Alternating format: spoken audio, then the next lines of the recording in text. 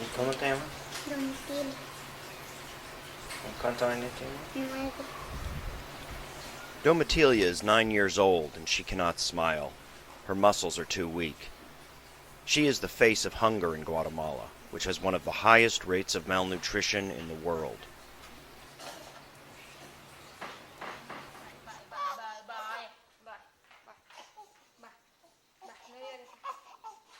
Los niños normalmente vienen con un pelo fino, fácilmente se cae, ¿verdad? Su piel es también pálida, ¿verdad? Son niños que no tienen alegría, sino que son, la carita es una carita triste. Hay edema facial, ¿verdad? La cara se ve, pareciera que estuviera gordo o obeso, pero es uno de los efectos de este tipo de nutrición. El color, pierde el color natural, que es negro en el caso de ellos, y el cabello se observa a veces de diferente color. Es un signo que se le llama en bandera. El niño se ve también, como pueden ver, como que estuviera obeso, ¿verdad? Pero realmente está reteniendo muchos líquidos y está con edema, ¿verdad? Sufre en sus órganos internos, a veces hay crecimiento del hígado, ¿verdad? Nearly half the children in Guatemala are malnourished, and in some areas nearly every child is affected. Most don't reach a state as severe as Domitilia, where their body begins to waste away.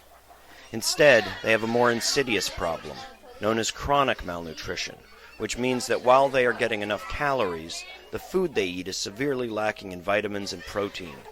The poor nutrition affects not only their height, but their future.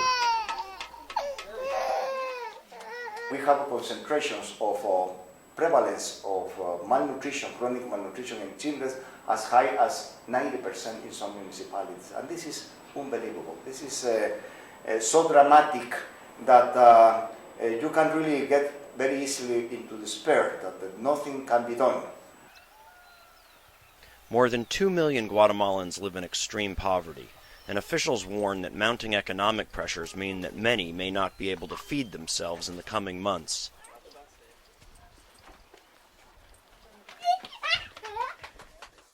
In some ways, this is surprising. Overall, Guatemala is not poor and produces enough food. But most of the benefits only go to a privileged few. These people were totally abandoned in the mountains with no infrastructure, no education, no health. The last time a government in Guatemala did anything for nutrition and for children and for social issues was in 1944. So from that... Guatemala is divided in two worlds, which rarely, if ever, meet. On the one side are a small group of the very rich who own most of the land and control the economy. Their lives take place in sequestered neighborhoods filled with shopping malls, fancy restaurants, and parties, all protected by the ubiquitous armed guards.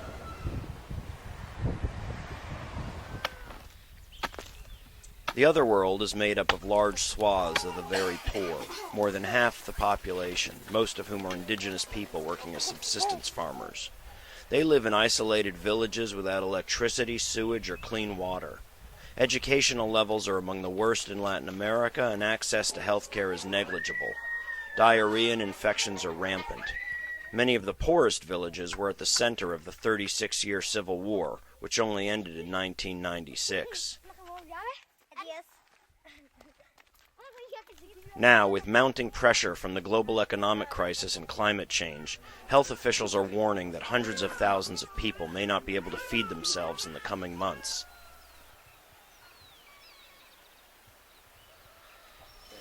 Está teniendo efecto en toda la población, ¿verdad? En toda, y a nivel general, ¿verdad? Entonces, más en la gente de escasos recursos, porque hay muchas fincas que ya no están dando trabajo. Ellos trabajan, las niñas. Aquí todos trabajan. Aquí todos trabajan, si no, no hay comida. Sí, todos trabajan, no hay comida. Chronic malnutrition is not starvation. Children are still getting food, but it is often just tortillas or pasta. Eggs and beans, which are high in protein, are a luxury which may only come once or twice a week. Vitamin deficiency remains a constant problem, made worse by unsanitary conditions and dirty water. The result of chronic malnutrition is stunting. People do not grow as much as they should. Long-term studies have recently shown that stunting adversely affects not only height, but brain development and future earning power. Children are stunted, which is they are shorter for their age than what the growth curves suggest they should be. And they're also low weight for height. So most of the children will probably be adults with no education and with a very low socioeconomic status.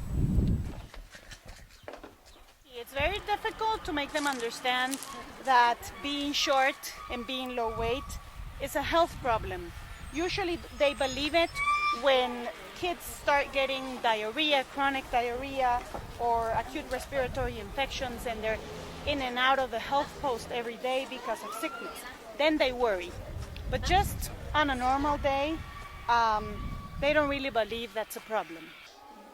Ella 2 noches lo tuvimos desmayado, que no mamaba, lo dejó llevarse el pecho.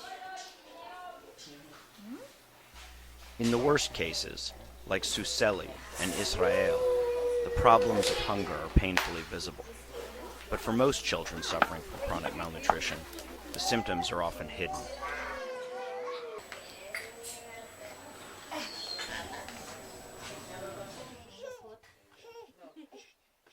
Guatemala's chronic malnutrition remains at a time when nearly every country in Latin America has significantly reduced the problem, even those that are much poorer. While international donors, including the U.S., are providing emergency supplies, food alone is not enough to change the fundamental economic and social problems at the root of Guatemala's hidden malnutrition.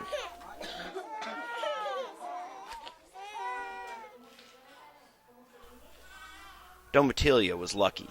She had a foreign sponsor and so made it to the rehabilitation clinic. But her brothers and sisters do not.